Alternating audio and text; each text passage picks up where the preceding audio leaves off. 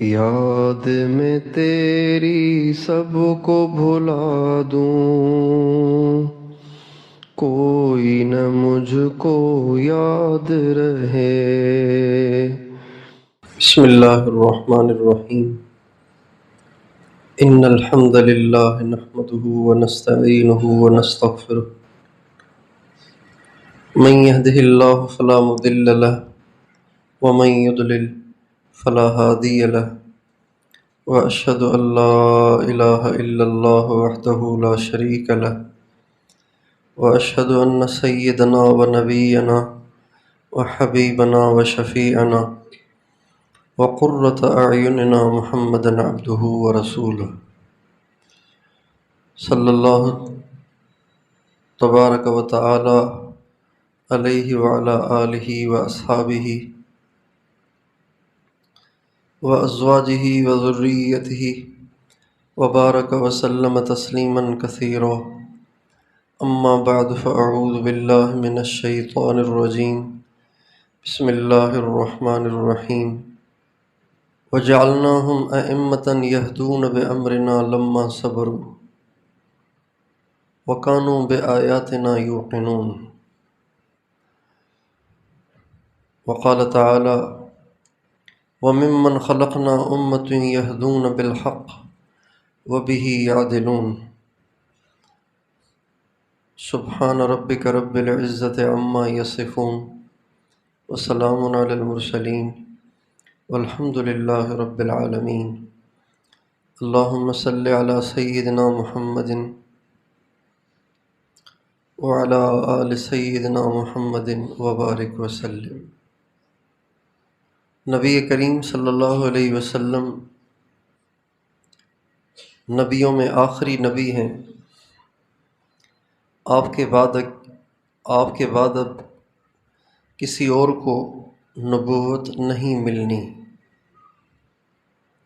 نبی تو آئیں گے حضرت عیسیٰ علیہ السلام، لیکن ان کو نبوت ملے گی نہیں، وہ پہلے ہی نبی ہیں۔ ہمارے نبی کے بعد اب کسی اور کو نبوت نہیں ملے گی، آپ آخری نبی ہیں۔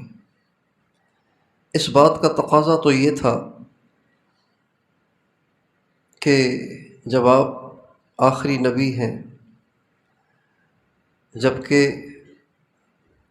آپ آخری نبی ہیں، تو اب اس کا تقاضا یہ تھا کہ آپ کے انتقال پر دنیا ختم ہو جاتی، یا کچھ عرصے کے بعد ختم ہو جاتی دنیا، یا پھر آپ کی عمر اتنی لمبی ہوتی کہ جب تک دنیا رہتی آپ دنیا میں رہتے، اپنا پیغام پہنچاتے رہتے۔ ایسے بھی نہیں ہوا۔ اللہ تعالیٰ نے آپ کو نبی تو بنایا آخری اور قیامت تک کا، اور انسانیت کا سلسلہ بھی آپ نے بند نہیں کیا، انسانیت کا سلسلہ بھی جاری رکھا۔ تو اب قیامت تک کے انسانوں کے لیے، ان کی ہدایت کے لیے اللہ تعالیٰ نے کیا انتظام فرمایا؟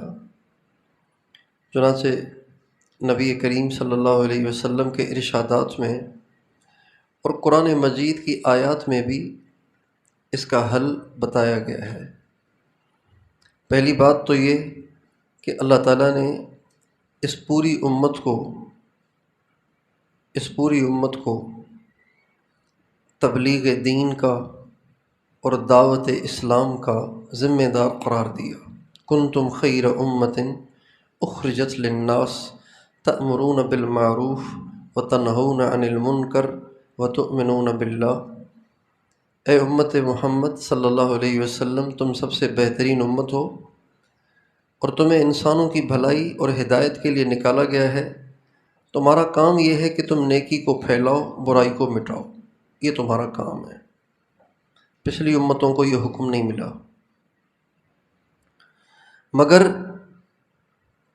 مگر عوام الناس نبی کریم صلی اللہ علیہ وسلم کی طرف سے آئی ہوئی اس امانت کو قیامت تک ویسے قیامت تک اسی طرح سے اس امانت کو قیامت تک پہنچانے کی استعداد نہیں رکھتی جیسا کہ وہ امانت نازل ہوئی ہے۔ اس امت کے عوام میں تو اتنی استعداد نہیں ہے کہ وہ نبی پاک علیہ السلام کی طرف سے آئی ہوئی امانت کو ایز اٹ از ویسی کی ویسی قیامت تک پہنچائیں، یہ مشکل ہے۔ لہٰذا اللہ تعالیٰ نے اس کا بھی انتظام کیا، اور وہ انتظام یہ کیا کہ آپ علیہ السلام نے فرمایا اللہ تعالیٰ میری امت کے لیے ہر 100 سال کے سرے پر ایک شخص کو پیدا کریں گے جس کی برکت سے اللہ تعالیٰ اپنے دین کو دوبارہ تر و تازہ کریں گے، زندہ کریں گے، اور جہاں جہاں اس میں کمزوری آ گئی ہوگی اللہ تعالیٰ اس کو بالکل ٹھیک کر دیں گے۔ اور یہ ہمارے نبی کے درد اور کڑھن اور آپ کی دعاؤں اور فکر کا بھی نتیجہ ہے۔ جب ہمارے نبی کا انتقال ہونے لگا تو حضرت جبریل حاضر ہوئے تھے اور کہا کہ یا رسول اللہ، حضرت ملک الموت دروازے پہ تشریف لائے ہیں، اگر آپ کی اجازت ہو تو اندر آ جائیں۔ آپ نے فرمایا اجازت ہے۔ چنانچہ وہ گھر میں داخل ہوئے اور آ کے سلام کیا۔ آپ علیہ السلام نے سلام کا جواب دیا، پھر آپ نے فرمایا کیسے آنا ہوا؟ کہا جی سب سے پہلی بات تو یہ کہ آپ وہ پہلی عظیم الشان ہستی ہیں جن کے پاس اجازت لے کے جانے کا مجھے حکم ہوا۔ آپ سے پہلے میں نے جانے کی کسی سے اجازت نہیں مانگی۔ یہ آپ کا اللہ تعالیٰ نے رتبہ بنایا ہے کہ آپ کی خدمت میں حاضری بغیر اجازت کے نہیں ہو سکتی تھی۔ اور دوسرا، اللہ تعالیٰ نے آپ کو یہ بھی امتیاز بخشا کہ میں نے آج تک کسی کو سلام نہیں کیا، کیونکہ سلام کا مطلب یہ ہے، السلام علیکم کا مطلب یہ ہے کہ اب میری طرف سے آپ کو کوئی نقصان نہیں پہنچے گا۔ نقصان تو میں نے پہنچانا ہوتا ہے، انہیں تو نقصان پہنچانا ہوتا تھا۔ میں نے آج تک کسی کو سلام نہیں کیا، آپ پہلی ہستی ہیں جن کو میں نے سلام کیا ہے۔ آپ نے فرمایا کیسے آنا ہوا؟ کہ اللہ تعالیٰ نے مجھے بھیجا ہے، اور اللہ تعالیٰ نے فرمایا اگر میرے محبوب آنا چاہیں تو لے آؤ، رہنا چاہیں تو چھوڑ کے آ جاؤ۔ اب آپ جیسے فرمائیں ویسے کر لیں گے۔ صورتحال تو ایسی تھی کہ اب آپ آخری مراحل میں تھے،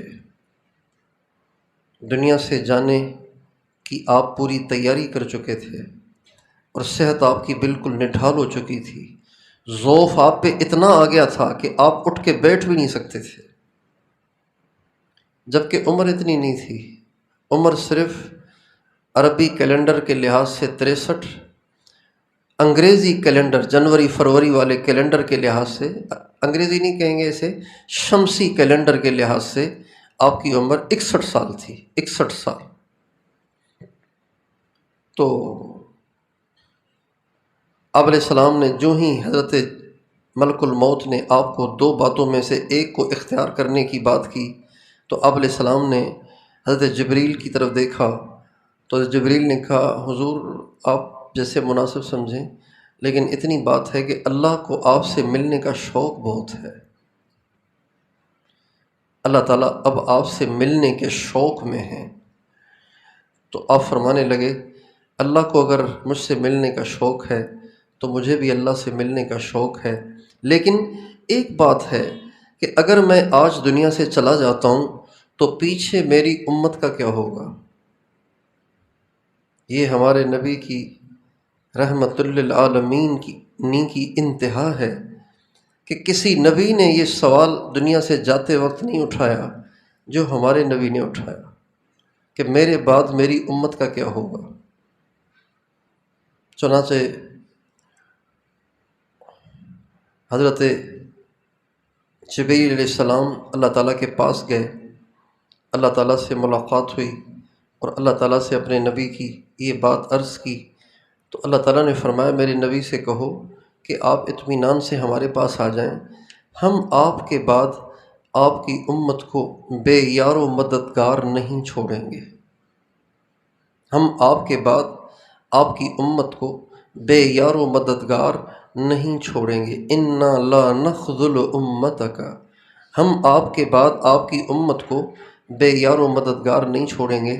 ہمارے نبی سے جب یہ بات عرض کی گئی تو آپ نے فرمایا ہاں بس اب میرا دل مطمئن ہے اور اب میں جانے کو تیار ہوں۔ چنانچہ حضرت ملک الموت کو اشارہ ہوا روح قبض کرنے کا اور ہمارے نبی اس دنیا سے تشریف لے گئے۔ تو ہمارے نبی دنیا سے جانے سے پہلے پہلے ہمارے لیے ہدایت کا انتظام کر گئے۔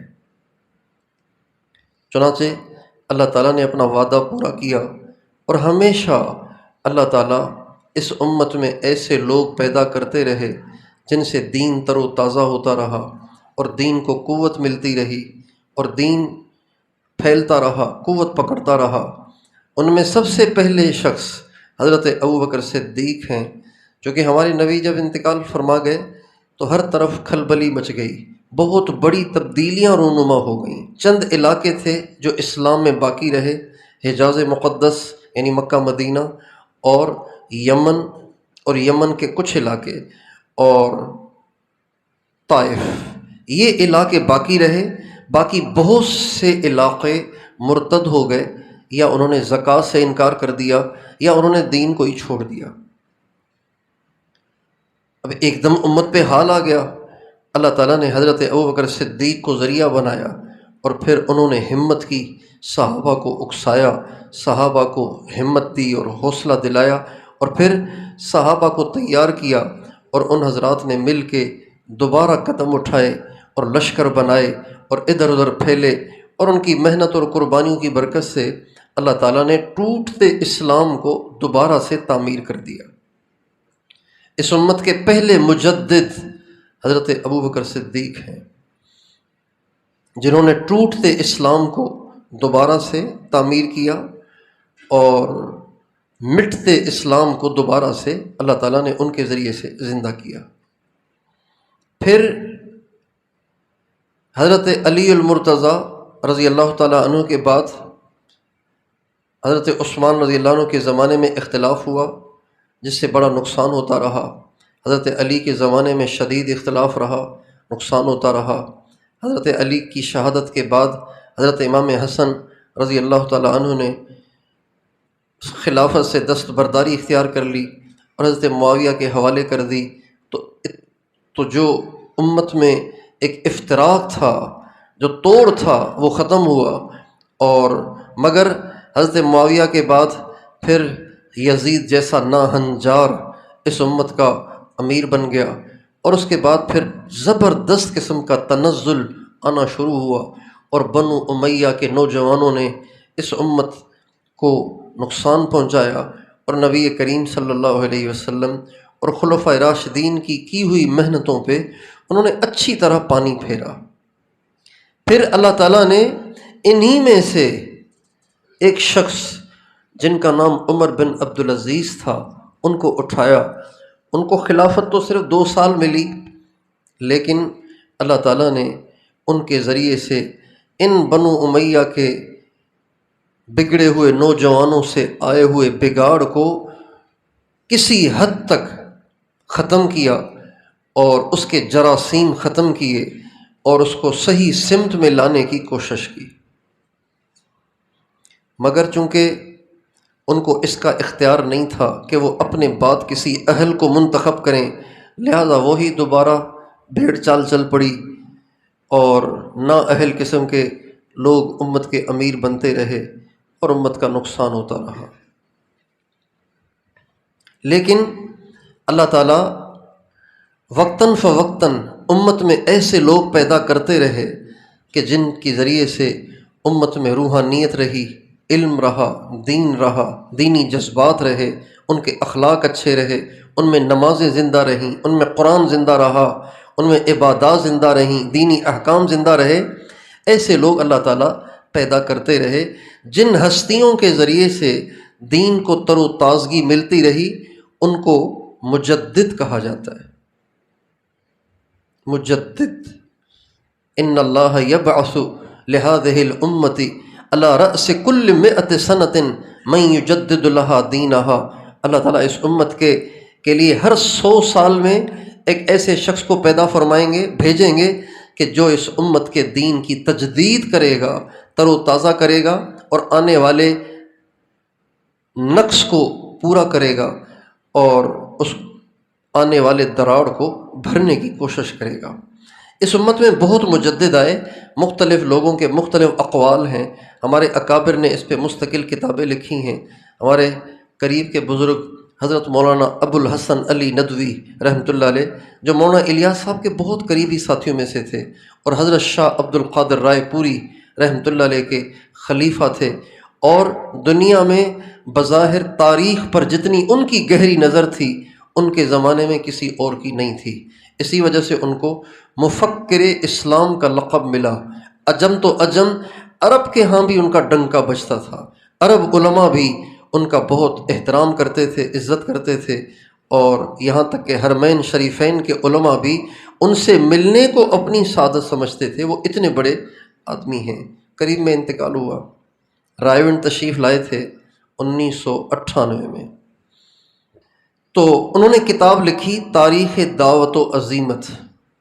اس میں انہوں نے جو ہمارے علماء اہل سنت نے جن جن کو مجدد قرار دیا ہے اپنی صدی کا، ان کا تذکرہ کیا ہے انہوں نے۔ انہی مجددین میں ایک مولانا الیاس صاحب بھی ہیں کہ جن کو اللہ تعالیٰ نے 1926 میں یہ بات القاء فرمائی، اور ان کے دل میں شدت سے یہ داعیہ پیدا ہوا کہ لوگوں کے دلوں سے جو دین کے جذبات کم ہو رہے ہیں، اس کو دوبارہ سے کیسے پھونکا جائے اور کیسے اس کو تیزی دی جائے، اور اسلامی جذبات اور دینی جذبات اور دینی حمیت کو کیسے قوت دی جائے۔ چنانچہ اللہ تعالیٰ نے ان پہ ایک طریقہ کار الہام فرمایا، اس طریقہ کار پر انہوں نے محنت شروع کی۔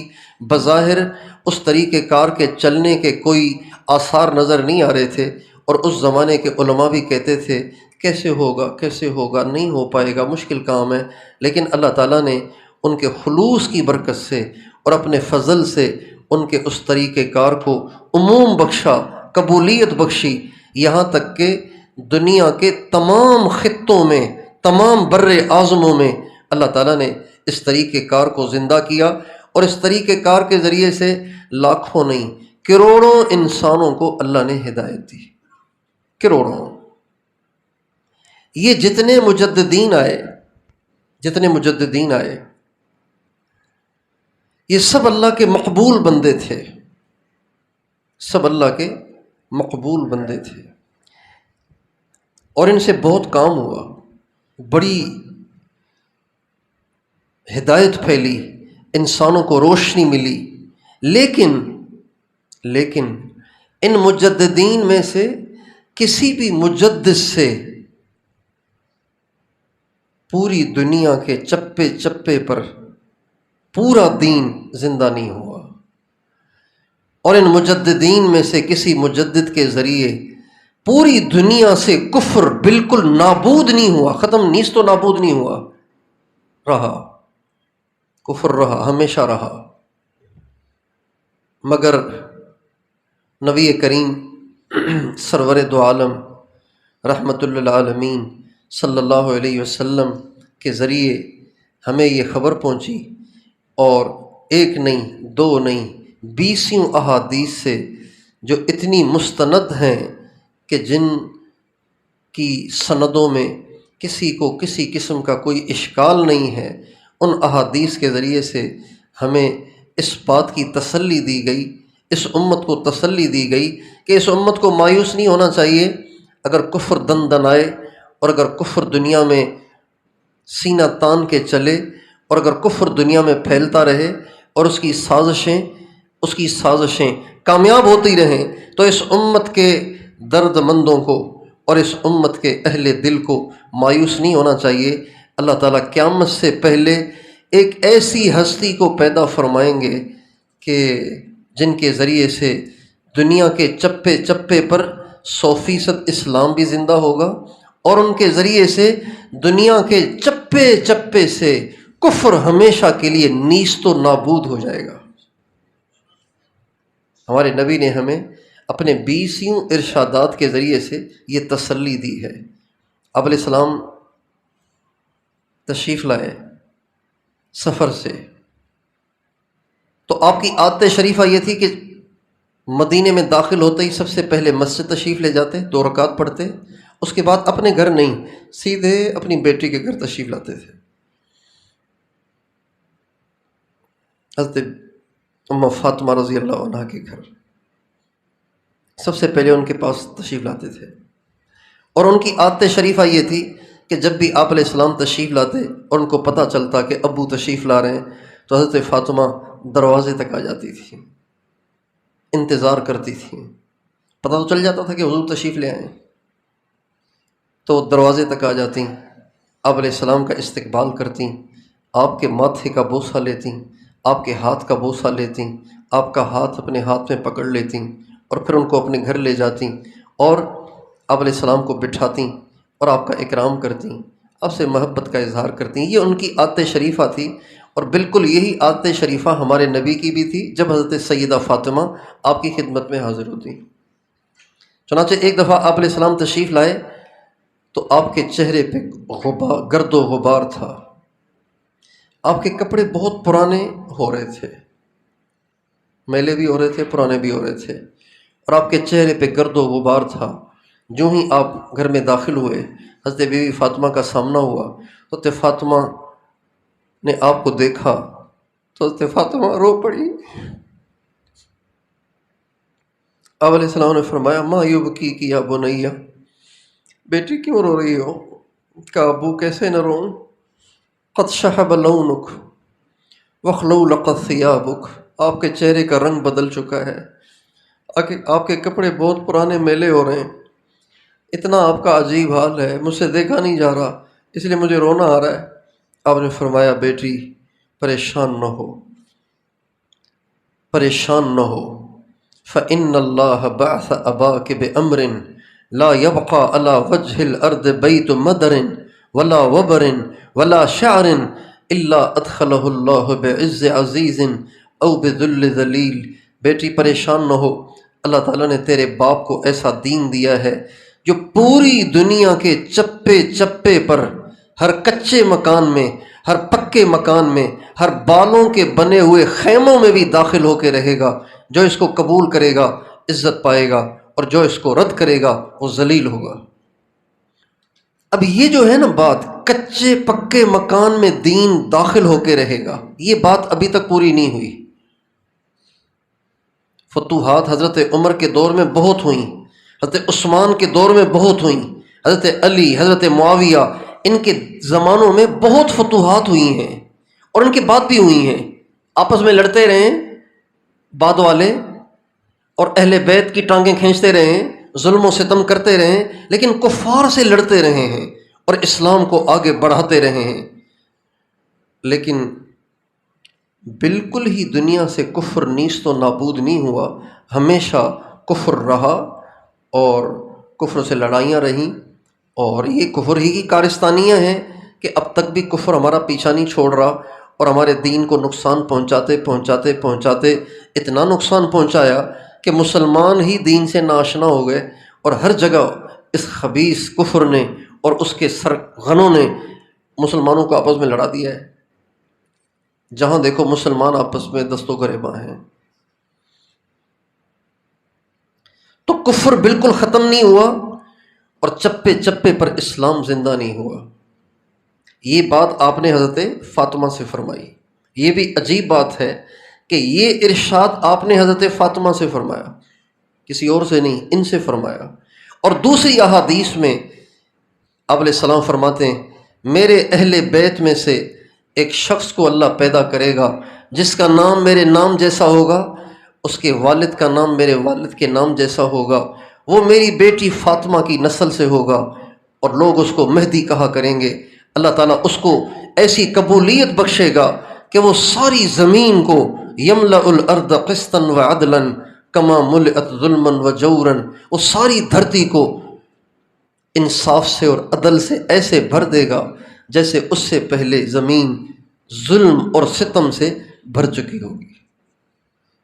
یہ وہ ہستی ہیں جن کو ہم امام مہدی کے نام سے یاد کرتے ہیں، اپنی کتابوں میں پڑھتے ہیں، اپنے بزرگوں سے سنتے ہیں، یہ وہ ہستی ہیں۔ اللہ تعالیٰ نے اس ہستی کو عجیب درجہ دیا ہوگا، عجیب درجہ دیا ہوگا۔ یہ ہوں گے تو زمانے کے آخری زمانے میں پیدا ہوں گے، آخری زمانے میں ظاہر ہوں گے، لیکن ان کا درجہ بہت اونچا ہوگا۔ مجدد تو اور بھی ہوں گے، لیکن یہ مجدد اعظم ہوں گے۔ اعظم اس لیے ہوں گے کہ حضرت عمر بن عبدالعزیز سے لے کر ان کے ظہور سے پہلے تک جو بہت سے مجدد آئے ہوں گے، کسی سے وہ کچھ نہ ہو سکا ہوگا جو اللہ ان کے ہاتھوں کرائے گا۔ اس لیے یہ مجدد اعظم کہلائیں گے، یہ مجدد اعظم کہلائے جانے کے مستحق ہیں۔ اور اس وجہ سے بھی مجدد اعظم کہلانے کے مستحق ہیں کہ کسی مجدد کا صراحتاً احادیث میں تذکرہ نہیں ہوا۔ یہ فرمایا ہر 100 سال میں مجدد آئے گا، صراحتاً تذکرہ نہیں ہوا، لیکن ان کا صراحتاً تذکرہ ہے، اور ایک نہیں 20 احادیث میں۔ اور تیسری بات یہ کہ یہ مجدد اعظم ہیں، مجدد اعظم کہلائے جانے کے مستحق ہیں اس وجہ سے کہ نبی کریم صلی اللہ علیہ وسلم نے ان کی پوری تفصیل بیان کی ہے ان کی علامات سے متعلق۔ اتنی تفصیل کسی کے لیے نہیں ہے۔ چوتھی بات یہ ہے ان کے مجدد اعظم کا لقب پانے کا مستحق ہونے کی چوتھی وجہ یہ ہے کہ اللہ تعالیٰ ان کو یہ رتبہ بخشے گا کہ ان کے زمانے میں حضرت عیسیٰ علیہ السلام کا آسمان سے نزول ہوگا، عیسیٰ علیہ السلام کی یہ زیارت کر کے ان کی صحابیت کا رتبہ حاصل کریں گے، ان کے صحابی ہونے کا رتبہ حاصل کریں گے۔ لیکن عجب بات یہ ہوگی کہ جب وہ آسمان سے اتریں گے اور نماز میں شامل ہوں گے تو امام وہ ہوں گے، حضرت عیسیٰ ان کے مقتدی ہوں گے۔ جس ہستی کو اس وقت مصلی پہ کھڑا کیا جائے جبکہ مقتدیوں میں عیسیٰ بن مریم ہوں، صاحب انجیل ہوں، اولو العزم پیغمبروں میں سے ایک عظیم شان پیغمبر ہوں، تو اس مجدد کی عظمت کے کیا کہنے، اس کی عظمت کو کوئی اور مجدد نہیں پہنچ سکتا۔ اس امت میں جو مجدد آئے ان میں سب سے زیادہ جن مجددین نے شہرت پائی، سب سے زیادہ جن مجددین نے شہرت پائی اور سب سے زیادہ جن کا فیض اچھی طرح دنیا میں پھیلا اور صدیوں بعد بھی ان کا فیض موجود ہے، ایک تو حضرت عمر بن عبدالعزیز ہو گئے، دوسرے حضرت پیران پیر غوث الثقلین شیخ عبد القادر جیلانی ہیں، اور حضرت امام غزالی ہیں، اور حضرت علامہ جلال الدین سیوطی ہیں، اور امام ربانی مجدد الف ثانی ہیں، اور حضرت امام الہند حضرت شاہ ولی اللہ دہلوی رحمۃ اللہ علیہ ہیں۔ یہ بہت زیادہ معروف مجددین ہیں جن کے مجدد ہونے پہ تقریباً امت کا اتفاق ہے۔ زمانے کے گزرنے کے ساتھ مسلمان بڑھتے چلے گئے، پہلے تو صرف حنفی، شافعی، مالکی اور حنبلی تھے، لیکن ان میں بھی کوئی ایسا اختلاف نہیں کہ ایک دوسرے کے پیچھے نمازیں نہ پڑھیں۔ لیکن جب انگریز کا یہاں تسلط ہوا تو فرقہ واریت کو ہوا ملی اور امت مسلمہ کی قوت کو توڑنے کے لیے امت کو تقسیم کیا گیا۔ پھر کسی نے کوئی نام رکھ لیا، کسی نے کوئی نام رکھ لیا، کسی نے کوئی نام رکھ لیا، چھوٹی چھوٹی جماعتیں بن گئیں، اور ہر جماعت پھر اپنے بزرگوں کو مجدد کہتی ہے۔ اس لیے بات کے مجددین پہ تو اتفاق نہیں کہا جا سکتا، لیکن یہ وہ مجددین ہیں کہ جن پہ امت کا اتفاق ہے۔ لیکن امام مہدی وہ مجدد ہیں کہ جن جیسا مجدد ان سے پہلے اس امت میں نہیں آیا۔ چونکہ امام مہدی ساری دنیا پہ خلافت کریں گے، اور احادیث میں ان کا تذکرہ ہے، اللہ کے نبی نے ان کی اتباع کا حکم دیا ہے۔ حضرت عوف بن مالک اشجعی رضی اللہ تعالی عنہ فرماتے ہیں کہ نبی کریم صلی اللہ علیہ وسلم نے ارشاد فرمایا، میرے دنیا سے چلے جانے کے بعد امت میں مسلسل ایک کے بعد دوسرا، دوسرے کے بعد تیسرا فتنہ آئے گا، اور اتنے فتنے آئیں گے کہ فتنوں کی انتہا ہو جائے گی، یہاں تک کہ اللہ تعالیٰ میرے اہل بیت میں سے ایک آدمی کو بھیجیں گے جن کو لوگ مہدی کہا کریں گے، جن کو لوگ مہدی مہدی کہتے ہیں ہدایت یافتہ کو، جس کی اللہ نے رہنمائی کی ہو۔ پھر فرمایا اگر اس کو پاؤ تو ان کی پیروی کرنا، اگر ان کو پاؤ تو ان کی پیروی کرنا، اور ان کی پیروی کر کے تم بھی ہدایت یافتہ لوگوں میں شامل ہو جانا۔ تو اللہ کے نبی کا حکم آ گیا صراحتاً کہ اگر وہ آئیں تو تم نے ان کی پیروی بھی کرنی ہے تاکہ ہدایت یافتہ لوگوں میں تمہاری شمولیت ہو جائے۔ بات واضح ہو گئی کہ جب ان کا ظہور ہو تو ان کی اتباع کرنی ہے، ان کی اتباع کرنے میں ہی ہدایت ہے۔ اور نبی کریم صلی اللہ علیہ وسلم نے ایک دفعہ اپنے نواسے اور دل کے پیارے اور آنکھ کے تارے حضرت امام حسن بن علی رضی اللہ عنہما کی طرف اشارہ کر کے فرمایا، بچہ آ رہا تھا، اور نے فرمایا میرا یہ بیٹا سردار ہے، اس کے ذریعے سے اللہ تعالیٰ مسلمانوں کی دو جماعتوں میں صلح کرائیں گے۔ پھر فرمایا اس کی نسل سے اللہ تعالیٰ ایک جوان پیدا کرے گا جو ساری دنیا کو عدل و انصاف سے بھر دے گا۔ اب چونکہ حضرت امام مہدی ساری دنیا پہ حکومت کریں گے،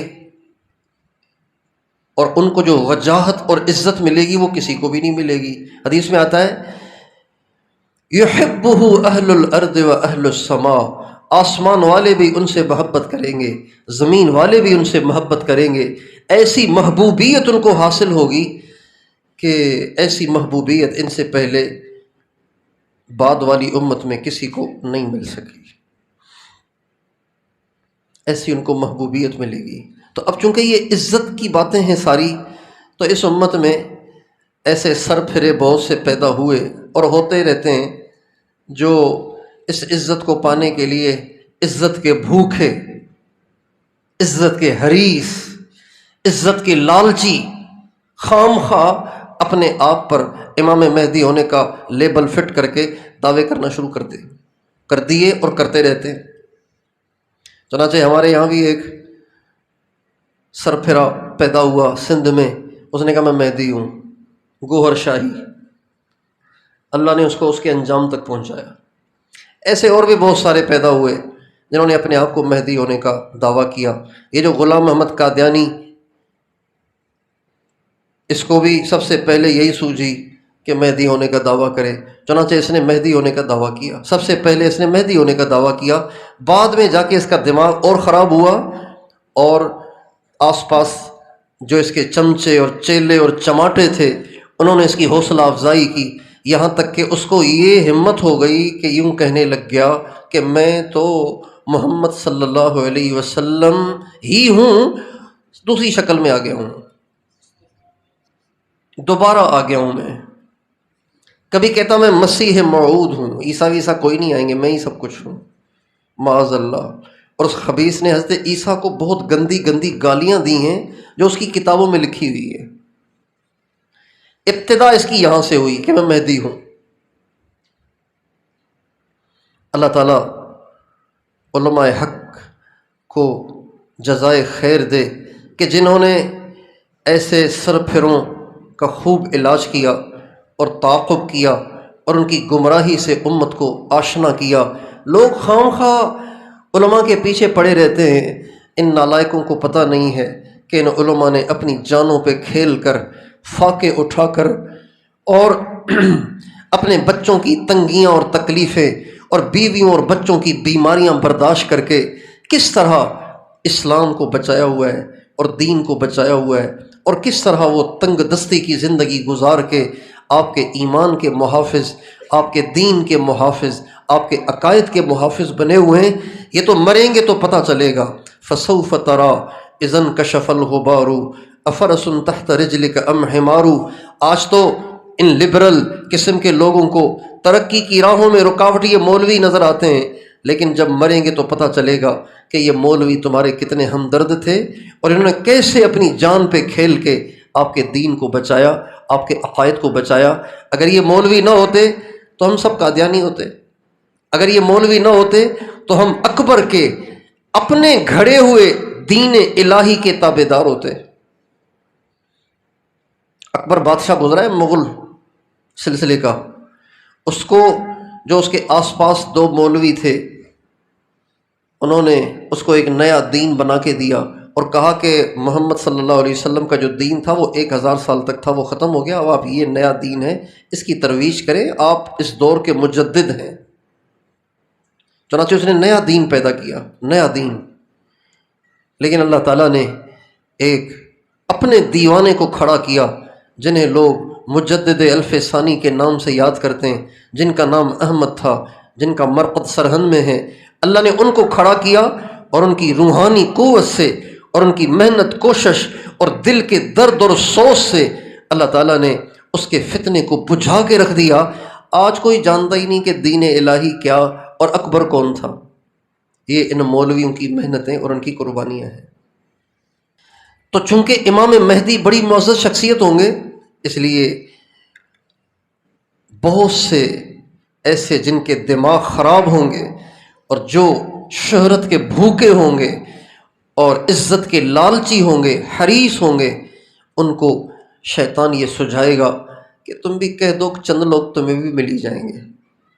ہماری زمین ایسی زرخیز ہے کہ جو کوئی جس قسم کا بھی دعویٰ کرے اس کو چند تو ماننے والے مل ہی جاتے ہیں۔ چنانچہ آج کل لاہور میں ایک شخص ہے جو ٹائی بھی پہنتا ہے، پینٹ بھی پہنتا ہے، شرٹ بھی پہنتا ہے، نہ داڑھی ہے نہ مونچھ ہے، جینٹل مین ہے، اور وہ کہتا ہے میں مہدی ہوں، اور سوشل میڈیا پہ اس کی تشہیر کی بھرمار مچی ہوئی ہے اور اچھے خاصے پڑھے لکھے اس کی تشہیر کر رہے ہیں۔ اور ابھی کوئی 1 مہینہ بھی نہیں ہوا ہوگا شاید، یا 1 مہینہ ہوا ہوگا، ملتان کے قریب پتہ نہیں کون سا علاقہ، وہاں پہ ایک نوجوان ہاتھوں میں کڑے پہنے ہوئے اور سر ننگا، اور ابھی داڑھی بھی اس کو پوری نہیں آئی، وہ بیٹھا ہوا ہے سوشل میڈیا پہ اور کہنے لگا ساری دنیا کو جس کا انتظار تھا سنو وہ میں ہوں، ساری دنیا کو جس کا انتظار تھا وہ میں ہوں۔ ماشاءاللہ پولیس پہنچ گئی اور اس کی ساری مہدویت نکال دی، اب وہ ماشاءاللہ سلاخوں کے پیچھے نمازیں پڑھ رہا ہوگا۔ تو اللہ تعالیٰ نے اس امت کے آخری زمانے میں ایسے شخص کو بھیجنا ہے، اس لیے ہمارے ہاں مایوسی نہیں ہے۔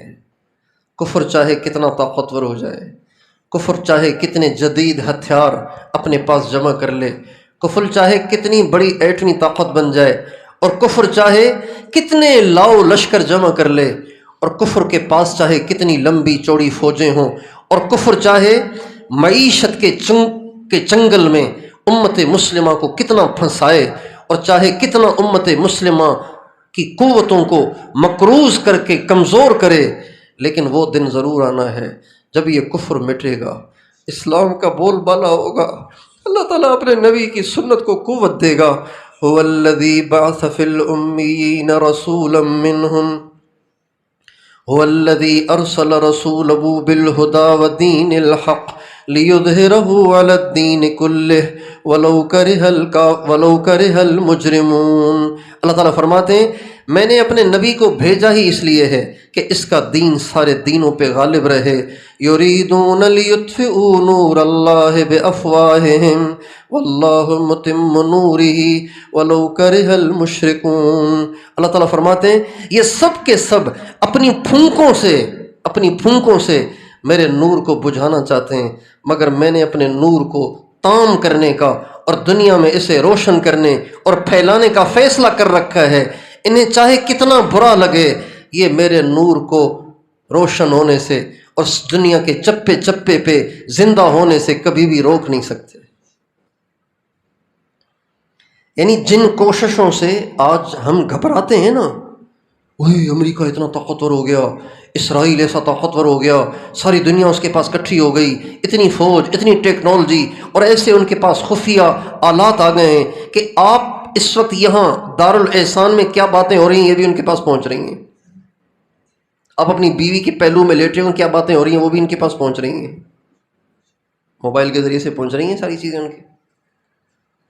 تو ہم ڈر جاتے ہیں کہ یار یہ اتنے ہم سے باخبر ہیں،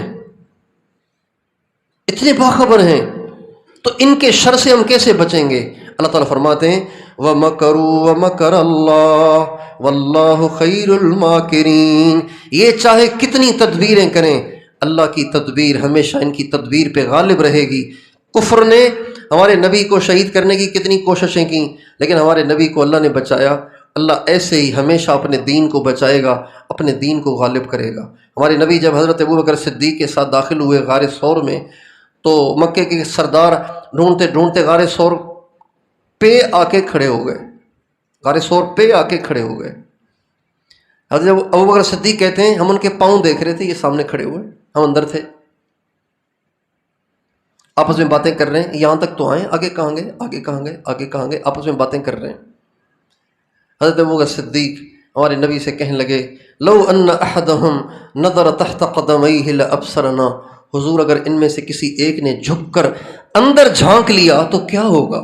آپ نے فرمایا ما ظنک یا ابا بکر باثنین اللہ ثالثہما، ابو بکر تیرا کیا گمان ہے ان دو کے بارے میں جو دو نہیں ہیں، ان کے ساتھ تیسرا اللہ بھی ہے۔ کیا سمجھتے ہو ان کا کوئی کچھ بگاڑ سکتا ہے؟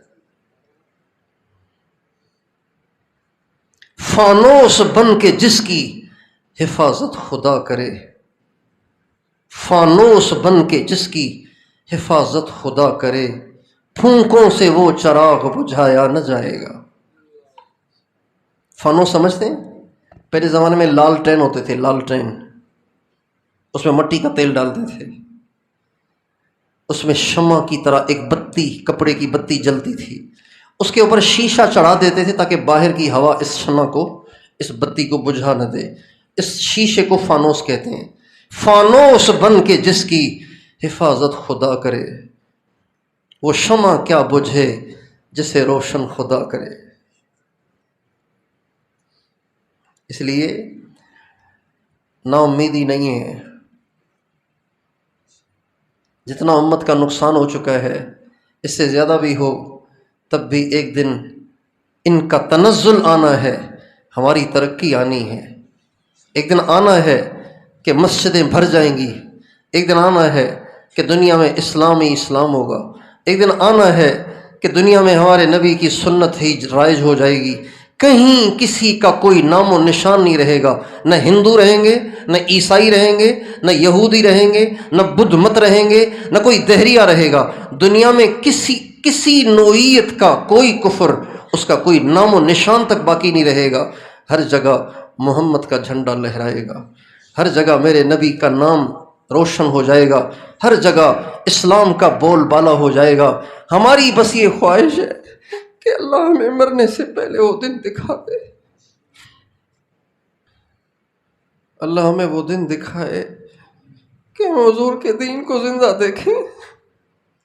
ہم اپنی لڑکیوں کو ننگا دیکھ کے اندر ہی اندر میں کڑتے ہیں، اپنے نوجوانوں کے چہروں سے داڑیاں صاف دیکھ کے اندر ہی اندر میں جلتے رہتے ہیں، اپنے نوجوانوں کے ہاتھوں میں موبائل اور ساری رات ان کا ننگی فلمیں دیکھنا دیکھ دیکھ کے اندر ہی اندر میں جلتے رہتے ہیں۔ کیا کر سکتے ہیں؟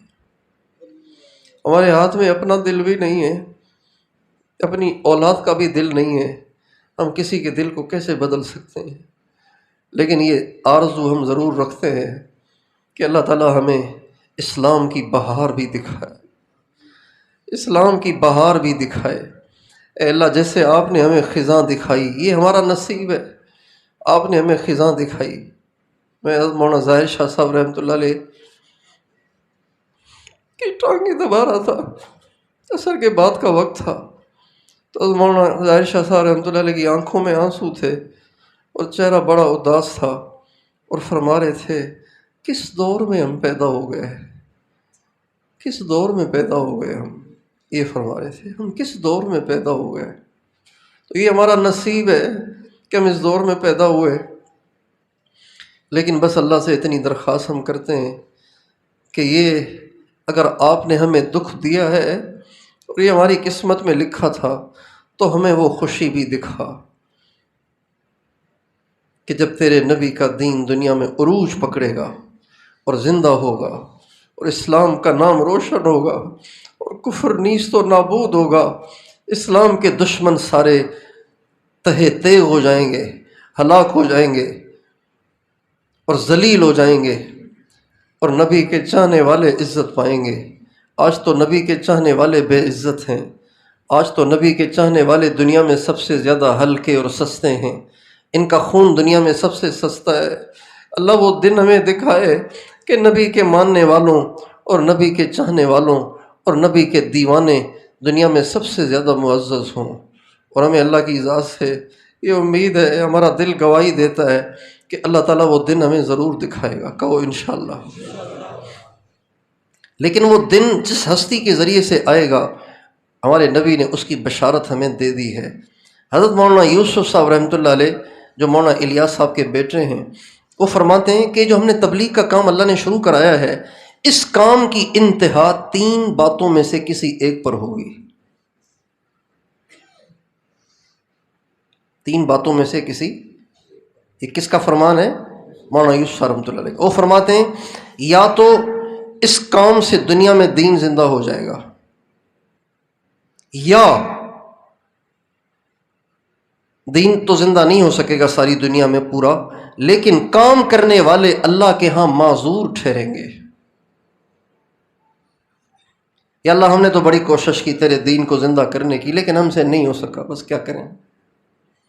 یا پھر اللہ تعالیٰ اس کام کے ذریعے سے، اس کام کے ہوتے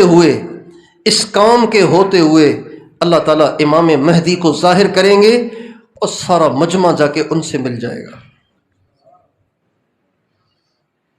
اور ان کے ذریعے سے تو دین زندہ ہونا ہی ہے، اس کو تو کوئی روک بھی نہیں سکتا۔ اللہ تعالیٰ نے امام مہدی علیہ السلام، امام مہدی علیہ الرضوان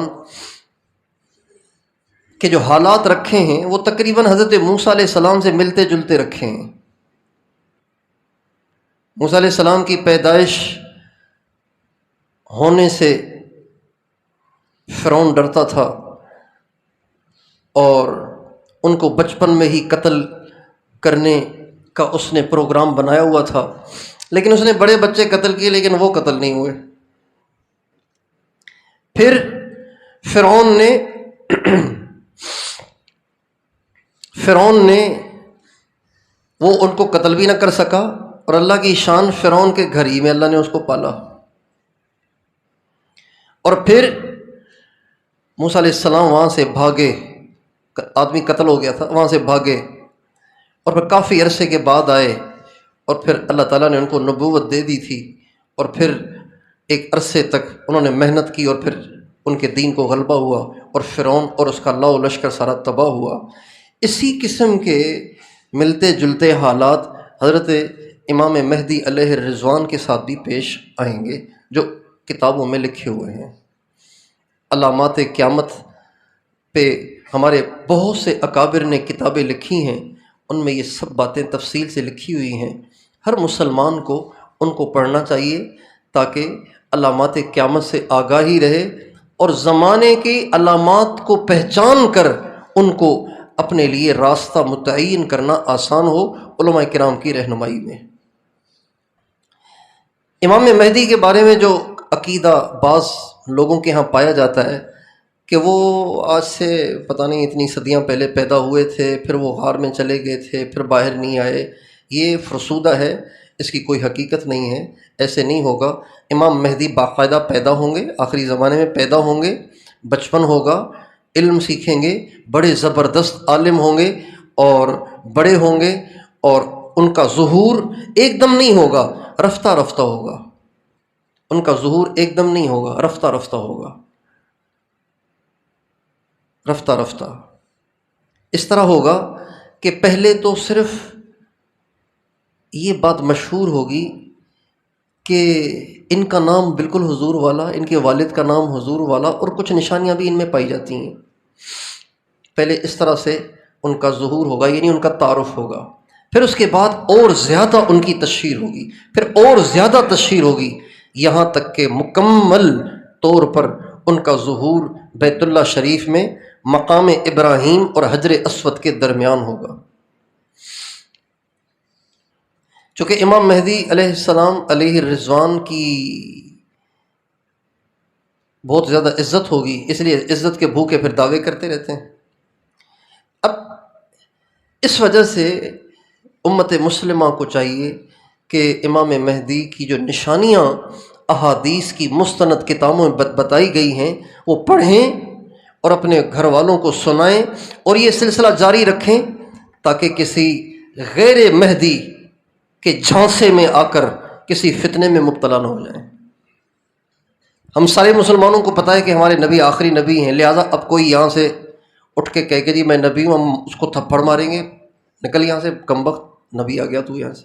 ہمارے نبی آخری نبی ہیں، چونکہ یہ پتہ ہے اس کا. جب امام مہدی کی علامات کا ہمیں پتہ ہوگا تو پھر ہم کسی ایرے غیرے کے جھانسے میں نہیں آئیں گے، جیسے آج کل لاہور والا. اس لیے ان کی علامات کو جاننا ضروری ہے.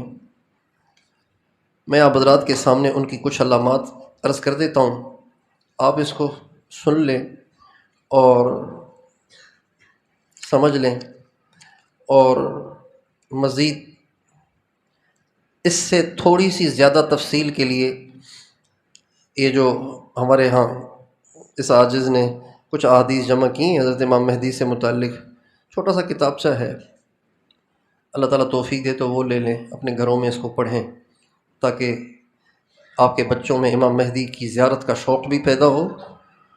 اگر ہماری زندگیوں میں یہ ہو جائے تو خدا ہمیں ان سے الگ نہ رکھے، اور اگر ہماری زندگی میں نہ ہو تو پھر تو ظاہری بات ہے تمنا ہی کر سکتے ہیں. ہمارے بزرگوں میں اس کی بڑی خواہش رہی ہے، بڑی خواہش رہی ہے، چونکہ اللہ تعالیٰ نے ان کو بڑا زبردست درجہ دیا ہوگا اور ان کے ساتھیوں کا درجہ بھی بہت اونچا ہوگا. حدیث میں آتا ہے کہ ان کے جو ساتھی ہوں گے، امام مہدی کے جو ساتھی ہوں گے، ان کا درجہ اتنا اونچا ہوگا کہ بعد والے تو ان کو پہنچ ہی نہیں سکتے، اور ان سے پہلے والے ان سے آگے نہیں بڑھ سکتے. ان کا درجہ اتنا اونچا ہوگا، اور اصحاب بدر جیسا اجر اللہ تعالیٰ ان کو عطا فرمائے گا. اور خود حضرت امام مہدی کا ہمارے نبی کے زمانے میں اور بعد کے زمانے میں، صحابہ کے زمانے میں، تابعین کے زمانے میں بھی تذکرہ رہتا تھا، تذکرہ رہتا تھا. چنانچہ مختلف شخصیات کے بارے میں اس زمانے کے علماء کہتے تھے وہ جو احادیث والا مہدی ہے وہ یہ تو نہیں ہے. بہت سے علماء نے کہا عمر بن عبدالعزیز رحمۃ اللہ علیہ کے بارے میں کہ شاید یہ وہی ہیں، لیکن جب 2 سال کے بعد ان کا انتقال ہوا اور پوری دنیا میں دین زندہ نہ ہو سکا تو پتہ چلا کہ نہیں، یہ وہ نہیں تھے، اور علامات بھی پوری نہیں تھی. ان کا نام عمر تھا اور امام مہدی کا نام تو محمد ہوگا. البتہ اہل بیت جو ہمارے نبی کی حضرت فاطمہ سے اولاد ہے، ان میں نسل در نسل اس کا بہت چرچا تھا. حضرت امام حسین سے کسی نے پوچھا کہ کیا حضرت مہدی کی پیدائش ہو چکی ہے؟ تو حضرت امام حسین نے فرمایا نہیں، ان کی پیدائش تو نہیں ہوئی، لیکن اگر میں نے ان کو پایا تو میں پوری زندگی ان کی خدمت کروں گا. کون فرما رہے ہیں؟ اللہ اکبر! یعنی وہ اتنے بڑے آدمی ہوں گے. اور یہ بھی حدیث میں آتا ہے اس امت کو کیوں مایوس ہونا چاہیے جس کے شروع میں ہوں اور اس کے بیچ میں مہدی ہے اور اس کے آخر میں حضرت عیسیٰ ہیں، وہ امت کیوں مایوس ہے؟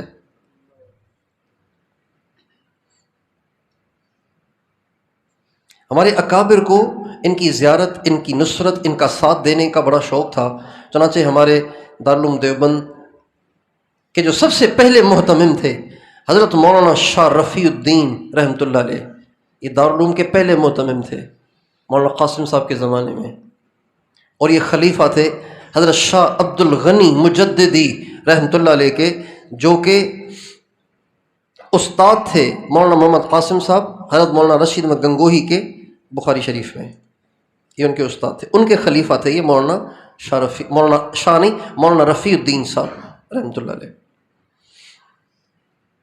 ان کو اللہ نے حج پہ جانے کی سعادت بخشی تو یہ وہاں حج پہ گئے اور معلوم کیا کہ یہ جو بیت اللہ کی چابی جس خاندان کے پاس ہوتی، شیبی خاندان، تو ان سے ملاقات کرنی ہے۔ چنانچہ پوچھتے پاچھتے جو اس وقت جانشین تھے، جو چابی بردار تھے شیبی خاندان کے، ان سے ملے اور ان سے کہا میرا نام رفیع الدین ہے، ہندوستان سے آیا ہوں، دہلی سے، اور بس میں آپ سے ایک درخواست کرنے آیا ہوں کہ اللہ کے نبی کا ارشاد ہے آپ کے بڑے عثمان بن طلحہ کو کہ طلحہ عثمان یہ چابی قیامت تک تیری اولاد میں رہے گی، تمہاری اولاد سے جو چھینے گا وہ ظالم ہوگا۔ تو اس حدیث سے ثابت ہوا کہ تمہارا خاندان قیامت تک رہے گا۔ حضرت مولانا رفیع الدین صاحب نے ان سے کہا، اس حدیث سے پتہ چلتا ہے قیامت تک آپ کا خاندان رہے گا۔ میری آپ سے درخواست ہے، میں یہ تلوار لایا ہوں اور ایک قرآن پاک کا نسخہ لایا ہوں، یہ آپ اپنے پاس رکھیں، میں پتہ نہیں کب تک ہوں دنیا میں، میری زندگی میں ہو گیا تو میں خود ہی کر لوں گا، لیکن اگر میرے بعد حضرت امام مہدی کا ظہور ہو اور آپ زندہ ہوں تو برائے مہربانی یہ تلوار، یہ قرآن ان کو میری طرف سے پہنچا دیں، اور اگر آپ کے زمانے میں نہ ہو تو آپ اپنی اولاد کو یہ وصیت کرتے رہنا، آپ کی اولاد میں سے جس کے زمانے میں امام مہدی کا ظہور ہو ان تک یہ میری امانت پہنچانا، اور ان کی خدمت میں رفیع الدین دہلوی کا سلام عرض کرنا اور ان سے کہنا حضرت مجھے آپ سے ملنے کا تو بہت اشتیاق تھا لیکن میں کیا کروں، میری زندگی میں آپ تشریف لا نہ سکے، لہٰذا یہ قرآن تو میری طرف سے آپ کو ہدیہ ہے، آپ پڑھیں گے تو مجھ گناہ گار کو اجر ملے گا، اور یہ تلوار آپ اپنے ساتھیوں میں سے کسی ساتھی کو دے دیں تاکہ اصحاب بدر کا جو اجر اس آپ کے ساتھی کو ملے گا اس میں میرا بھی تھوڑا سا حصہ ہو جائے۔ زاویہ تو دیکھیں نا، سوچ کا زاویہ کیا تھا۔ تو اس لیے ہمارے دل میں ان کے دیکھنے، ان سے ملنے، ان کا ساتھ دینے کی طلب ہونی چاہیے، اگر ہماری زندگی میں ان کا ظہور ہو جائے تو۔ تذکرے ہوتے رہیں گے تو جس کے بھی زمانے میں آ گئے تو وہ جا کے ان کے غلاموں میں شامل ہو جائے گا، ان کے خادموں میں شامل ہو جائے گا۔ لیکن علامات کا جاننا ضروری ہے، ورنہ ایسے نہ کسی جھانسے میں ہم پھنس جائیں۔ سب سے پہلے ان کے زمانے، جس زمانے میں ان کا ظہور ہوگا اس زمانے میں کیا کیا ہوگا، اس کو یعنی ان سے پہلے کیا کیا کچھ ہو چکا ہوگا، یہ کچھ ہو جائے تو اب سمجھیں کہ اب ان کا ظہور قریب ہو جائے گا۔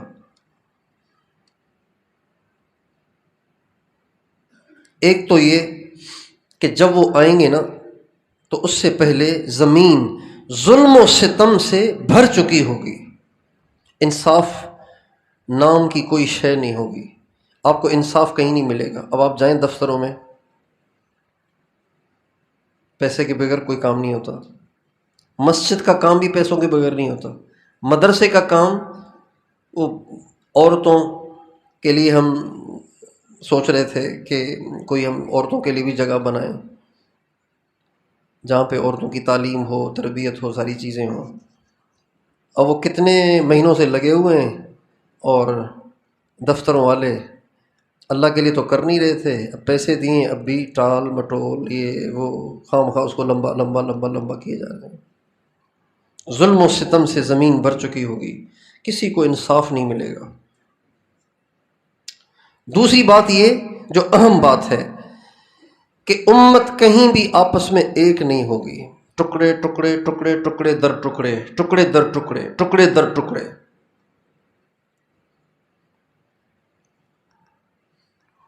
یہ حنفی ہے، یہ شافی ہے، یہ مالکی ہے، یہ حنبلی ہے، یہ تو چلے اہل حق ساری جماعتیں ہیں، اجتہاد ہے اس لیے اختلاف ہو گیا۔ پھر ان حنفیوں میں دیکھیں کتنے ٹکڑے ہیں، یہ دیوبندی ہے، یہ بریلوی ہے، یہ مماتی ہے، یہ حیاتی ہے، یہ جمیعت کا ہے، یہ سپاہ کا ہے، یہ تبلیغی ہے، یہ مجاہد ہے، یہ پتہ نہیں کیا کیا کیا۔ اچھا پھر یہ ٹکڑے بھی ایسے کہ دوسرے ٹکڑے کو برداشت نہیں کر پاتے،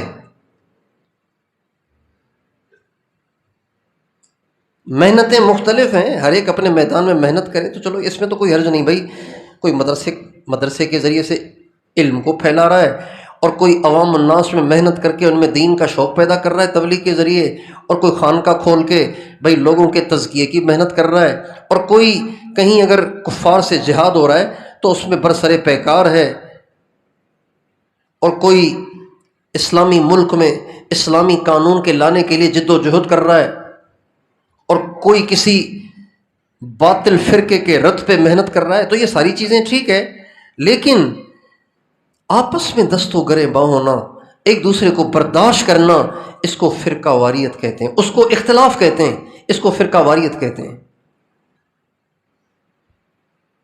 اس کو تعصب کہتے ہیں، اس کو انتہا پسندی کہتے ہیں۔ یہ اس نے امت کی قوت کو پاش پاش کر کے رکھ دیا ہے، یہ ہوگا۔ اور بہت سی نشانیاں ایسی ہیں کہ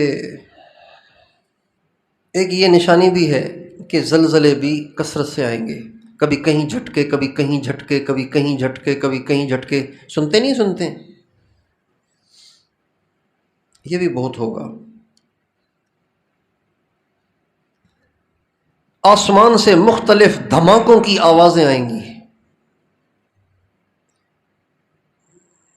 یہ بھی ہے۔ قتل کی کثرت ہوگی، بہت لوگ مارے جا رہے ہوں گے، مارے جا رہے ہوں گے، مارے جا رہے ہوں گے، مارے جا رہے ہوں گے۔ ابھی وہ ایران پہ حملہ کیا، اب دیکھ کراچی میں کتنے آدمی، قتل عام ہوگا، قتل بہت ہوگا۔ اور ایک یہ بھی نشانی ہے ان کے ظہور سے پہلے جو ظاہر ہوگی کہ ایک دوسرے پہ لعن طعن بہت ہوگا۔ سوشل میڈیا بھرا پڑا ہے، یہ ان کو برا کہہ رہے ہیں، وہ ان کو برا کہہ رہے ہیں، یہ ان کی ٹانگیں کھینچ رہے ہیں، وہ ان کی ٹانگیں کھینچ رہے ہیں، لعن طعن بہت ہوگا۔ اور ایک نشانی یہ بھی ہے کہ عراق کے ایک حکمران کو پھانسی دی جائے گی، عراق کے ایک حکمران کو، بولیے سمجھ رہے ہیں کہ نہیں سمجھ رہے ہیں؟ شام میں ایک فتنہ شروع ہوگا جس کی ابتدا بچوں کے کھیل سے ہوگی، جس کی ابتدا بچوں کے کھیل سے ہوگی۔ شام میں ایک فتنہ شروع ہوگا جس میں مسلمانوں کو بہت مارا جائے گا، لاکھوں کی تعداد میں شہید کیے جائیں گے، ابتدا ہوگی بچوں کی حرکت سے۔ چنانچہ شام میں جو بشار الاسد نے شام میں فساد مچایا، لاکھوں مسلمانوں کو دردناک طریقے سے شہید کیا، تو اس کی ابتدا ایسے ہی ہوئی تھی کہ شام کے ایک اسکول کے کچھ بچوں نے دیوار پہ چاکنگ کی اور وقت کے حکمران کے خلاف ایک جملہ لکھا، یہاں سے بات شروع ہوئی، اور پھر کرتے کرتے کرتے بات یہاں تک پہنچی۔ یہ امام مہدی کے ظہور سے پہلے ہوگا، اور امام مہدی کے ظہور سے پہلے یہ بھی ہوگا کہ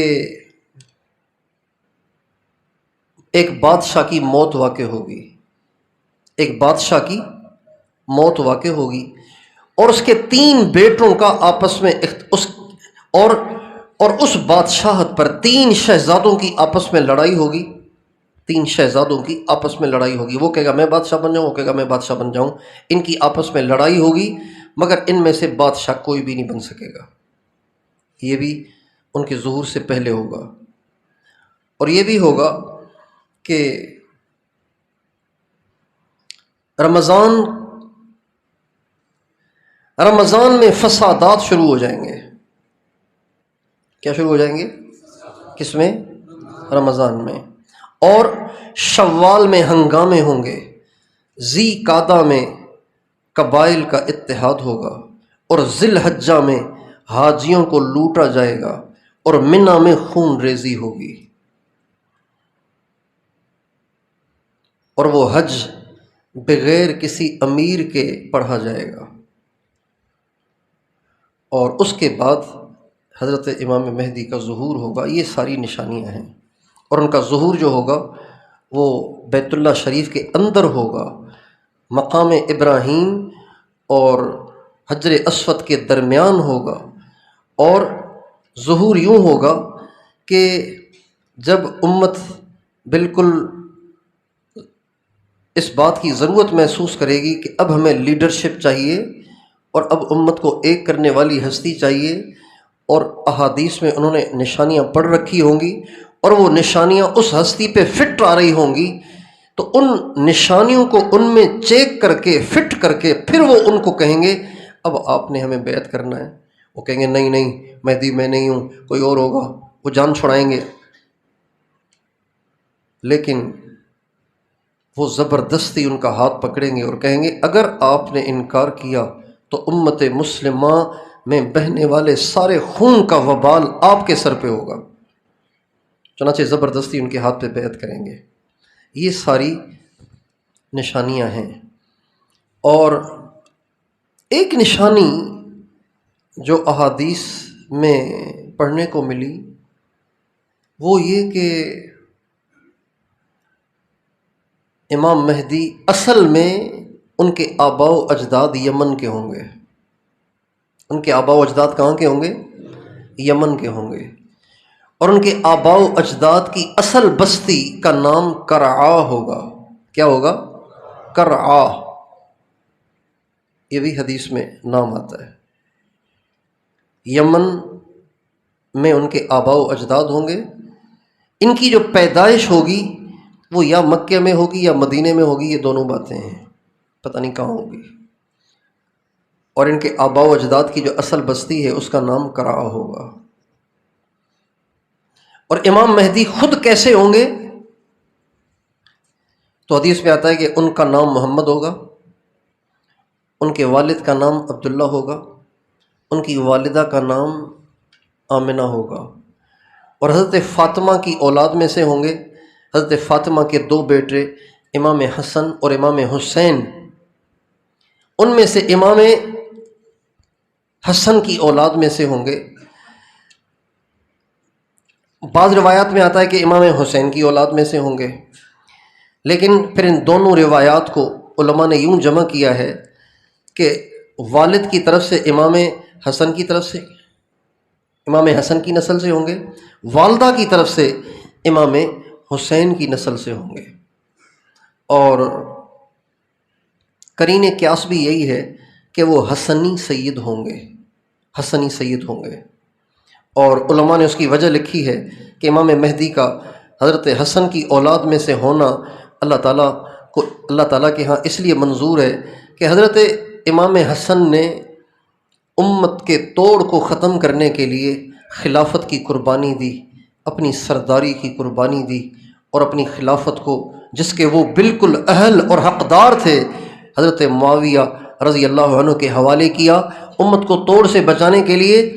تو اللہ تعالیٰ اس قربانی کے عوض میں ان کی اولاد میں سے ایک شخص کو پیدا کریں گے جن کو کسی ایک مخصوص خطے کا نہیں بلکہ ساری دنیا کا اللہ تعالیٰ خلیفہ بنائے گا۔ یہ اصل میں ان کو ان کی قربانی کا صلہ ہوگا۔ ان کی کنیت ابو عبداللہ ہوگی یا ابو القاسم ہوگی۔ ابو عبداللہ، کوئی ان کو ابو عبداللہ کہے گا، کوئی ان کو ابو القاسم کہے گا۔ ان کے بیٹوں کے نام عبداللہ قاسم ہوں گے، لہذا ان کی کنیت ابو القاسم یا ابو عبداللہ ہوگی، اسی نام سے پکارے جائیں گے۔ اور یہ بھی حدیث میں آتا ہے کہ ان کا نام تو جو ہوگا سو ہوگا، لیکن وہ مشہور کسی اور نام سے اپنے آپ کو کریں گے، اپنے آپ کو کسی اور نام سے مشہور کریں گے۔ عرب کے ہاں یہ ہے کہ کئی نام رکھ لیتے ہیں، ہمارے یہاں بھی تھا، ابھی بھی ہے۔ ان کے اپنے حلیے کے حوالے سے جو نشانیاں ہیں، ان میں سے ایک یہ ہے کہ ان کا چہرہ گول ہوگا۔ لمبا چہرہ بھی ہوتا ہے نا، تکونا چہرہ بھی ہوتا ہے، لمبا بھی ہوتا ہے، پتلا بھی ہوتا ہے، نہیں، ان کا چہرہ گول ہوگا۔ اور ان کا رنگ سانولا ہوگا، انگریزوں کی طرح گورا چٹا نہیں ہوگا، گندمی، پکا گندمی یعنی سانولا، ہلکا سا سانولا رنگ ہوگا ان کا۔ امام موسیٰ کاظم، امام علی الرضا، جن کے تذکرے میں نے آپ کو صبح سنائے، ان میں سے کئی حضرات کا رنگ ہلکا سا سانولا تھا۔ خود حضرت علی المرتضیٰ رضی اللہ تعالیٰ عنہ کا اپنا رنگ بھی پکا تھا، یعنی پکا گندمی، اس کو کہتے ہیں اسمر۔ ایک ہوتا ہے کالا، ایک ہوتا ہے گورا، ایک ہوتا ہے گندمی، ایک ہوتا ہے گندمی میں بھی گاڑھا، ہلکا سانولا، جیسا ہمارے ہاں دیہاتوں میں رنگ ہوتا ہے، سندھ کے دیہاتوں میں، پٹھان تو سارے ہی گورے ہیں، اور پنجاب کے دیہاتوں میں بھی پکا رنگ ہے، سندھ کے دیہاتوں میں بھی پکا رنگ ہے۔ اور آپ نے دیکھا ہوگا سری لنکا والے جو لوگ یہاں پہ ٹھہرے ہوئے تھے، سری لنکا والے، یہ جو کلر ہے نا، اس کو کہتے ہیں اسمر۔ تو جو احادیث میں آتا ہے ان کا رنگ پکا ہوگا۔ شکل میں وہ حضور کے مشابہ نہیں ہوں گے، اخلاق میں حضور کے مشابہ ہوں گے۔ اللہ کے سامنے وہ ایسے خشوع کریں گے جیسے پرندہ اپنے پر بچھا لیتا ہے، یوں ایسا اللہ کے سامنے خشوع کرنے والے ہوں گے۔ اور ان کا قد درمیانہ ہوگا، اور ان کے جو اگلے دانت ہوں گے، ان دانتوں میں کچھ فاصلہ ہوگا، ان دانتوں میں کچھ، دانت بالکل بلے بھی ہوتے ہیں، ہلکا ہلکا فاصلہ بھی ہوتا ہے، تو ان کے اگلے دانتوں میں ہلکا سا فاصلہ ہوگا، دو دانتوں کے بیچ میں ہلکا سا فاصلہ ہوگا۔ ان کے سر کے جو اگلے بال ہیں وہ جھڑے ہوئے ہوں گے، ہلکے سے یہاں سے جھڑے ہوئے ہوں گے، اس لیے پیشانی ان کی بڑی نظر آئے گی۔ اور ان کی کمر پتلی نہیں ہوگی، جیسے باڈی بلڈروں کی کمر پتلی ہوتی ہے، سینہ چوڑا ہوتا ہے، عورتوں کی بھی کمر پتلی ہوتی ہے، ان کی کمر پتلی نہیں ہوگی، ان کی کمر مردانہ ہوگی، موٹی کمر ہوگی، قد ان کا درمیانہ ہوگا، بال ان کے کالے ہوں گے، داڑھی جو ہوگی نا، داڑھی وہ پورے چہرے پہ ہوگی، تھوڑی یہاں، تھوڑی یہاں، تھوڑی یہاں، ملیشیا والوں کی طرح سے صرف یہاں، فلپائن چائنا والوں کی طرح سے صرف یہاں، ایسے نہیں ہوگی، ان کی داڑھی پوری ہوگی۔ کث اللحیہ، کث اللحیہ کا مطلب یہ نہیں کہ مٹھی یا مٹھی سے بھی بڑی، یہ مطلب نہیں ہے کث اللحیہ کا۔ کث اللحیہ کا مطلب یہ ہے کہ کہیں کہیں نہیں ہوگی بلکہ پوری ہوگی۔ یہ ضروری نہیں کہ ان کی داڑھی بہت لمبی ہو، یہ ضروری نہیں ہے۔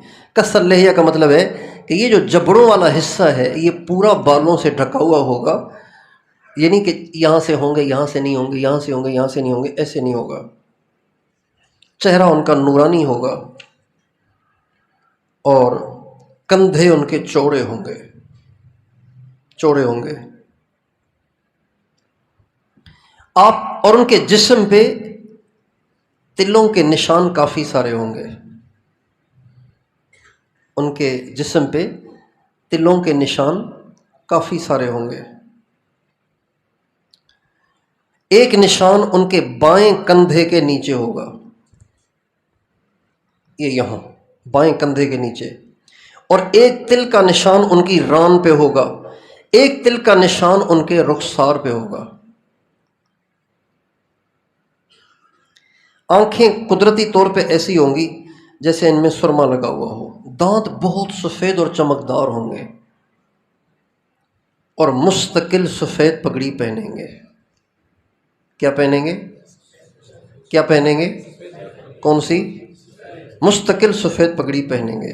ان کے ساتھی بھی، آپ علیہ السلام نے حضرت حذیفہ رضی اللہ تعالیٰ عنہ سے فرمایا، حذیفہ، اگر دنیا کے ختم ہونے میں صرف ایک دن باقی رہ گیا ہونا تو اللہ تعالیٰ اس ایک دن کو اتنا لمبا کرے گا، اتنا لمبا کرے گا کہ اس میں میرے اہل بیت میں سے ایک شخص کو اٹھائے گا اور ایک رات میں اس کی اصلاح کرے گا، ایک رات میں اس کی اصلاح کرے گا اور اس کے ذریعے سے ساری دنیا کو عدل و انصاف سے بھر دے گا، جیسا کہ اس سے پہلے وہ ظلم و ستم سے بھر چکی ہوگی۔ یعنی قیامت سے پہلے انہوں نے آنا ضرور ہے، کچھ بھی ہو جائے ان کے آنے کو کوئی روک نہیں سکتا۔ جب ان کی خلافت قائم ہوگی تو یہ لوگوں کو گن گن کے نہیں دیں گے، لوگوں کو گن گن کے نہیں دیں گے، بلکہ جو آئے گا تو ان کے پاس مال کا ڈھیر ہوگا اور کہیں گے جتنا اٹھانا ہے اٹھا کے لے جاؤ، جتنا اٹھانا ہے اٹھا کے لے جاؤ۔ مٹی نہیں، پیسے، سونا چاندی، جتنا چاہے اٹھا کے لے جاؤ۔ ایک آدمی اتنا اٹھائے گا کہ اسے اٹھایا ہی نہیں جائے گا، تو حضرت فرمائیں گے بھائی اس کو اٹھوا کے اس کے گھر چھوڑاؤ، بیچارے نے اتنا جمع کر لیا، اٹھا ہی نہیں جا رہا اس سے۔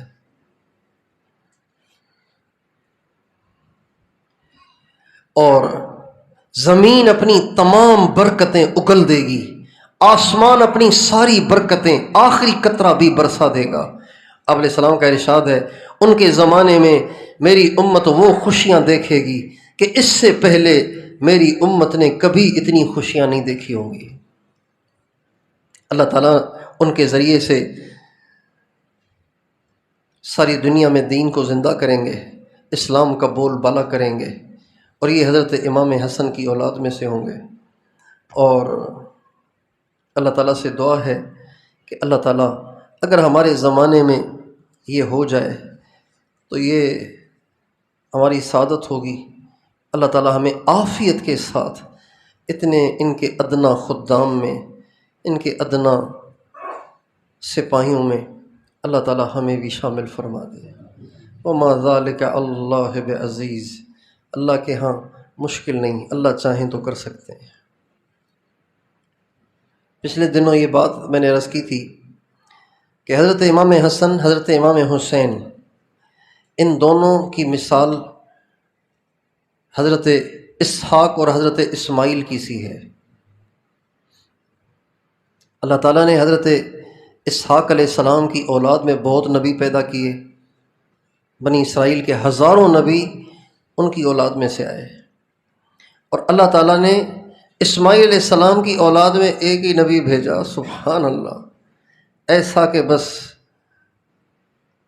سب پہ بھاری، یعنی خاتم النبیین رحمت دو عالم صلی اللہ علیہ وسلم۔ تو کچھ اسی طرح کا معاملہ حضرت امام حسن اور حسین کے ساتھ بھی پیش آئے گا کہ اللہ تعالیٰ حضرت امام حسین کی اولاد میں بہت اولیاء اور بہت علماء اور بہت پیدا کریں گے۔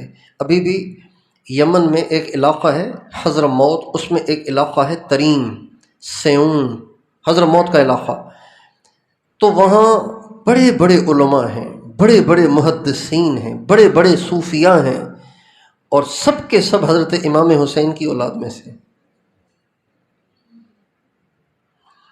تو حضرت امام حسین کی اولاد میں بنسبت امام حسن کی اولاد کے زیادہ اولیاء کی بہتات رہی۔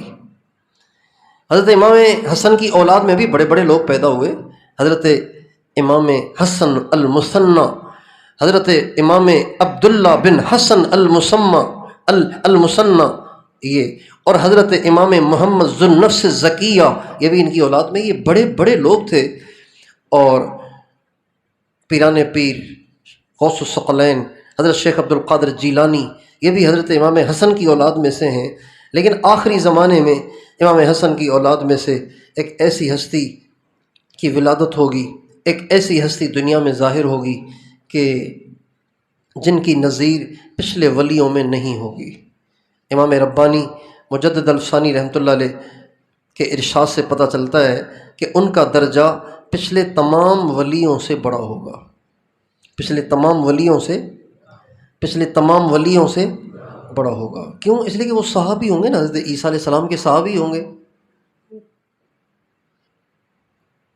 صحابیت سے پہلے بھی اللہ تعالیٰ ان سے بڑے بڑے کام کرائے گا، تو وہ ان کا درجہ بہت اونچا ہے۔ اور پھر اللہ کے نبی نے جب ان کے نام بتا دیے، پتے بتا دیے، نشانیاں بتا دیں، تو اس سے ہی ان کا درجہ، آپ سوچیں ان کا درجہ کتنا اونچا ہوگا۔ تمام اولیاء بہت بڑے، لیکن وہ منصوص نہیں ہیں۔ حضور نے احادیث میں نہیں فرمایا کہ بھائی فلاں زمانے میں ایک فلاں بزرگ آئیں گے، بڑے بزرگ ہوں گے۔ ان کے بارے میں تو ساری باتیں صراحتاً بتائی گئی ہیں، اس لیے ان کی بزرگی منصوص ہے، لہٰذا ان کا درجہ بہت اونچا ہوگا۔ اللہ تعالیٰ ہمیں ان کے، اگر ہمارے زمانے میں ان کا ظہور ہو تو ہمیں ان کے ادنا سے خدام میں شامل فرمائے۔ اس کے تذکرے ہونے چاہیے۔ یہ اہل بیت میں سے ہوں گے، ہمارے نبی کے اہل بیت میں سے ہوں گے۔ آپ علیہ السلام گھر میں داخل ہوئے اور آپ علیہ السلام نے اماں فاطمہ کو دیکھا اور فرمایا یا فاطمہ تو ابشری فإن المہدی منکی، فاطمہ تجھے مبارک ہو، مہدی جس سے دنیا میں اسلام پھیلے گا اور ہمیشہ کے لیے کفر مٹے گا، وہ تیری اولاد میں سے ہوگا۔ اہل بیت نے بڑی قربانیاں دیں، کتنے بزرگوں کو زہر دیا گیا، آپ سن رہے ہیں کئی دنوں سے، اور ان کو تخت سے دور رکھا گیا، کہیں یہ آ نہ جائیں، کہیں یہ آ نہ جائیں۔ ان کے خلاف سازشیں، ان کو زہر دینا اور ان سے لڑ کے ان کو شہید کرنا، پھر ان کی لاش کو بھی قبر سے نکالنا، پھر ان کے سر کو جدا کرنا، پھر اس کو مختلف ملکوں میں لٹکانا، اور پھر ان کے جسم کو 4 سال تک لٹکائے رکھنا، 4 سال تک لٹکائے رکھنا، اور 4 سال کے بعد ان کے جسم کو جلا کر اس کی راکھ کو ہوا میں اڑا دینا۔ ایسے واقعات ان کے ساتھ پیش آئے۔ تو اللہ تعالیٰ ان قربانیوں کا صلہ آخرت میں تو ان کو دے گا، لیکن دنیا میں بھی دے دے گا امام مہدی کی شکل میں، کہ ان کے ذریعے سے دوبارہ سے اسلام زندہ ہوگا۔ ہمارے نبی کا ارشاد ہے، یہ جو خلافت ہوگی نا حضرت امام مہدی والی، یہ خلافت بالکل نبوت کے طریقے پہ ہوگی، یہ بالکل نبوت کے طریقے پہ ہوگی۔ تو امام مہدی کے بعد جو لوگ ہوں گے، وہ جب خلفائے راشدین کو گنیں گے، خلفائے راشدین کی گنتی کریں گے، تو ان میں ان کا نام بھی آ جائے گا خلفائے راشدین میں۔ اللہ تعالی ہم سب کو اہل حق کا ساتھی بنائے، ہماری نسلوں کو اہل حق کا ساتھی بنائے۔ انہی کے زمانے میں دجال کا ظہور ہوگا اور دنیا میں فساد برپا کرے گا، خدائی کا دعویٰ کرے گا، عجیب عجیب کرتب دکھائے گا، اور بالآخر اللہ تعالیٰ اس کو بھی مٹائے گا، یہودیوں کو مٹائے گا، اور حضرت عیسیٰ علیہ السلام کے ذریعے سے یہ سب کچھ ہوگا۔ اللہ تعالیٰ ہمیں، ہماری نسلوں کو، قیامت تک کے تمام انسانوں کو اس کے فتنے سے بچائے۔